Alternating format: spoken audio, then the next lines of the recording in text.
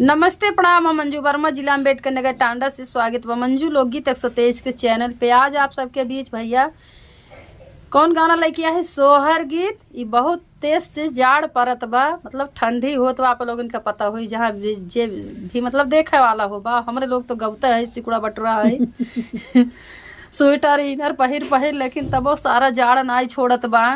ये जी कहा थे यही आग धैले लगा और रजैया मांगी लैके सोई। तो आप लोगन के बीच जाड़ा वाला हम सोहर गीत लेके आए। हम कहे थोड़ा जाड़ा वाला हो जाए, मौसम वाला। तो आप लोगन सुनी है, अच्छा लगी वीडियो शेयर करी है, लाइक करी है, कमेंट भी बताइए गीत कैसे हो, ज़्यादा से ज़्यादा शेयर करी है जाड़ा वाला गीत भैया। सभी दर्शक का नमस्ते प्रणाम। हम नीलम धुरिया टांडा जिला अम्बेडकर ये देखा कांपत है तो हमें सुने पछुआ सोझे पुरवाई मारत बा। राजा माघयो पुषक महीनावा तो जड़ा हमारे लागे, तो जड़ा हमारे लागई हो।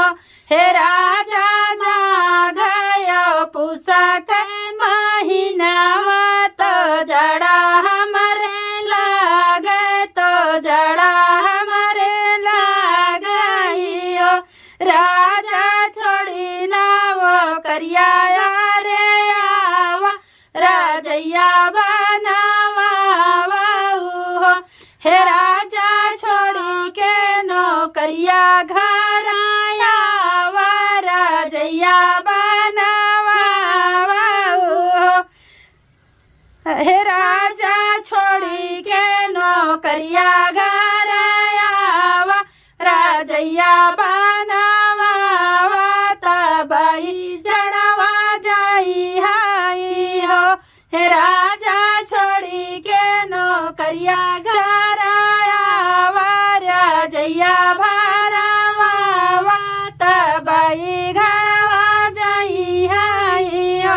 हे राजा जड़ा में राजैया तू भरावा, दूल्हा हो जाने सोई बाई हो। हे राजा जड़ा में राजैया भरावा, दूल्हा हो जाने सोई बाई हो। एक मेहरारू एक मर्द हैं, तो मर्द परदेश में बा भैया। गर्मी रहा, बरसात रहा, धीरे धीरे आई के ठंडी तबे के गए रहन है। और मेहरारू का मर्द तो बेचारी कुल दिन तो काट ली, लेकिन अब आई के ठंडी के दिन अब अकेले कैसे रही हैं। तो बड़ा दुख होत बात। अपने मर्दे का फोन कह के कहा थी, ये राजा तनी चला आवा, अब ठंडी के दिन आई गे रजाई बनवा। एक तो तोहरे रजाइयो एक को ना आए, रजाई भरवावा, दोनों जने सोई जाई तो ज़्यादा सही रही।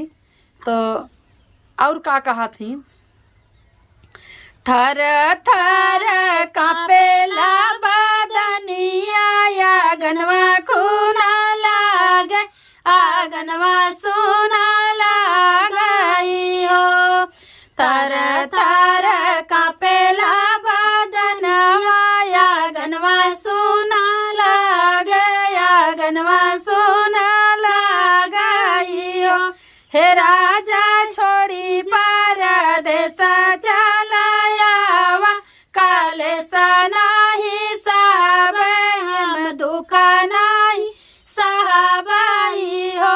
हे राजा छोड़ी परदेस चलायावा, काले सनाही साहब हम दुखा नाही साहबाई हो।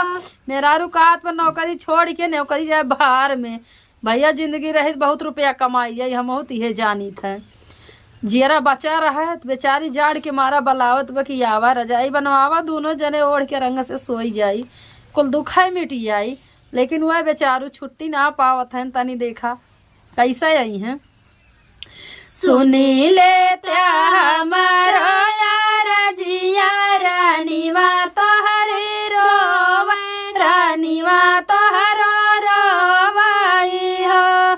सुनी ले हमारो यार जिया, रानीवा तोहरो रोवा, रानीवा तोहरो रोवाई हो।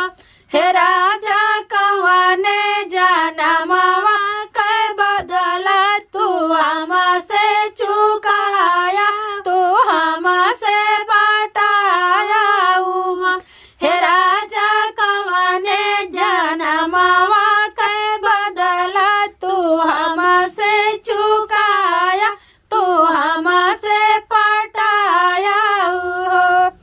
मेहरारू कहत बा रोए रोए, ई कौने जन्म के बदला तू हमसे लेत है चुकावत है। हम त ना पता बा कि कौने जन्म के ई हमसे तू बदला चुकवत बाटे। त मर्द देखा काव कहथिन, सुना मोरी रनिया बचनिया हम जल्दी से आईबा, हम जल्दी से आईबा, आंगनवा अपने आईबाई हो। सुना मोरी रनिया बचनिया हम जल्दी से आईबा, आंगनवा अपने आईबा, आंगनवा अपने आईबाई हो। हेराने दोनों जाने सोईब से जरिया तो जड़ा नहीं लगी आई हो। हेराने दोनों जाने सोईब से जरिया तो जड़ा नहीं लगी आई हो। देखा वहां से मर्द बेचारा समझाओ, वे रानी सुना हमार बात, हम जल्दी से घरे आई तब रजाई ओढ़ के दोनों जने सोई जाई भैया। तो देखा अब वही लड़कियों बिना घर सुना भय बा। तो आगे की लाइन में का बा, ओढ़ी रजैया दूना सोइले ओ हंसी बातियाने, ओ हंस बातियाने लियो। ओढ़ी रजैया दूना सोइले ओ हंसी बातियाने, ओ हंसी बातियाने लियो। हे संकिया बीती गईले नवावा माई नवा, लाल नगारे नमल लियो। हे संकिया बीती गईले नवावा माई नवा, लालनवा घरे जनमे, लालनवा घरे जनमे लियो। ए भैया एक दिन के सोए घर वन के भरिए जो सोना लागत रहा है। 9 महीना पर लड़कियां होई है तो देखा लड़कियां भय कितना घर भर गए, कितना खुशी होत बा। भरी गए घरावा दुआरावा बहुत निकाला गए, बहुत निकाला गए हो। भरी गईले घरावा दुआरावा बहुत निकाला गए, बहुत निकाला गई हो।